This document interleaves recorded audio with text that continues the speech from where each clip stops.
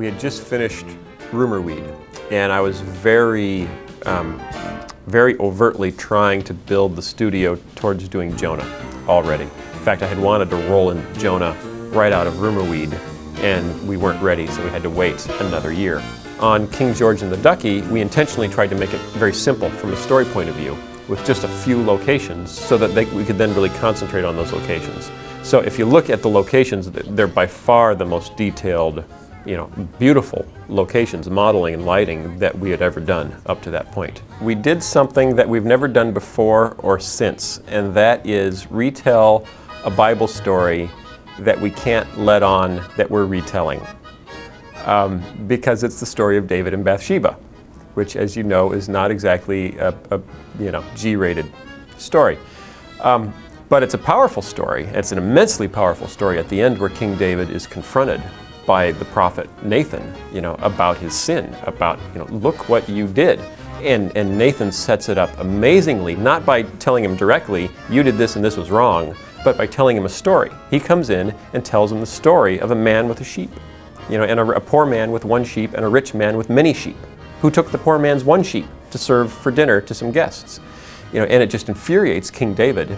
And then there's just this, one of the strongest moments, I think, in the Old Testament, where he says, "You're that man." And so we wanted to tell that story because it's a powerful example of selfishness and pride. And but obviously it's like a PG-13 film, maybe, depending how you shoot it, maybe R. So we had to come up with a completely different context for telling the story. And someone had written in with the idea of, why don't you do this, as King David and the Ducky? It was just a really great concept. What if we paralleled the story of David and Bathsheba, with a topic, that's not really suitable for kids, but with a theme about not being selfish that is really great for kids. We took it out of biblical times, put it in medieval times, made it King George, just made it kind of a classic fairy tale setting, and it became very interesting to watch people watch it and try to see when they picked up, or if they picked up, on the fact that we were retelling the story of David and Bathsheba with rubber ducks. King George was our first production on new software, on Maya. It was an interesting transition because we also had just moved as a company. So we moved, we had hired a good number of people, and we had a brand new software we were all learning to work with. It was a really exciting time because the company was growing. We were moving into this new space, and King George sort of came in the middle of that. It happened really fast too. I remember we didn't have time to do the standard concept that we normally do with the show. So all the concept work was given to the modelers. And the modelers loved it because they got to go in and invent everything themselves. And then the storyboarding was done by Todd Carter. Just one guy boarded the whole thing, and it was actually his first assignment at Big Idea. King George and the Ducky was a fun show to do. We had just finished Larry Boy and the Rumor Weed a couple months before that. Big show, big score, fairly big orchestra. And it was fun to come back to a more intimate setting. It's kind of a nostalgic VeggieTales feel. A smaller orchestra, smaller music, but a lot of fun stuff in there. We used a lot of in-house musicians.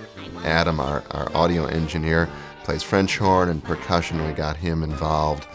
Shar Jackson was playing cello. Heather Finch was playing violin.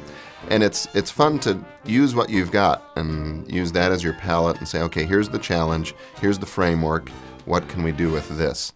I thought it'd be really fun to have Larry doing this tango with a manatee, but that I combined that with an idea that I had years and years ago about Larry watching different types of things on TV that he shouldn't be watching, basically. And so one of the things that he was watching was a endangered species cooking show. And so I started writing it originally as albino manatee. And they're a curious mammalian sensation with a, here, let me think about this. They're an aquatic mammalian sensation with a curious lack of pigmentation. First you scoop them from the river, then to serve them up for dinner, you just sing this little song for me. So that wasn't going to work because that was a little bit too off the edge. And so, but I still thought this idea of Larry, watching a soap opera, might work. So he's just watching this completely ridiculous soap opera, just a total waste of time. Mike, he has no problem with getting up and acting his things out, which a good director should.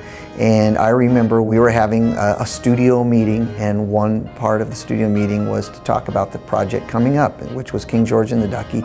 And then Mike got up and presented the next silly song, which was Endangered Love. I remember when I first pitched that idea to the animators, I brought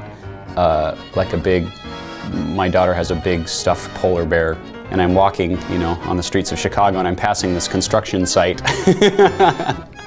Just me and a big fluffy teddy bear, and I got a couple of cat calls from construction workers.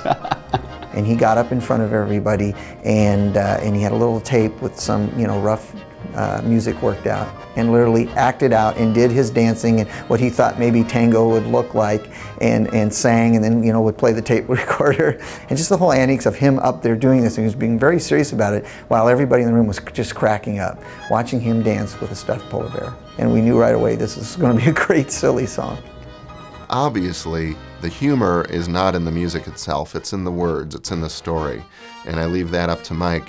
So if I can bring a legitimacy to the background music, I believe that's going to make the comedy that much more humorous. So we wrote a legitimate tango, and that was a real challenge. It took a while, but it was very rewarding.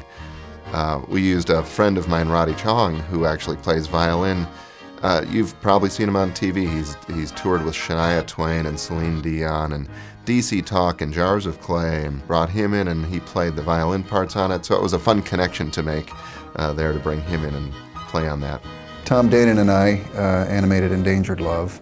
Mike brought in a tape of some tango dancing, and it's just a lot of shoulders and kind of whipping your head around, and those very sultry kind of looks, but that's about it. I mean, you don't have any arms or legs to mess with, so you let his cucumber body do all the dancing, all the talking. There's one moment where Larry's dancing with the manatee, and he goes to dip her, and he leans a little too far and falls down out of the shot. And Mark Volcano and I were going around about the best way to act this one out. And he said, well, just think about Clouseau, the way he falls out of the camera, and then they added a little shake to it to give it a little more realism, and then he just pops back up and kind of looks around like, anybody see that? Okay, keeps on dancing. That's my favorite shot.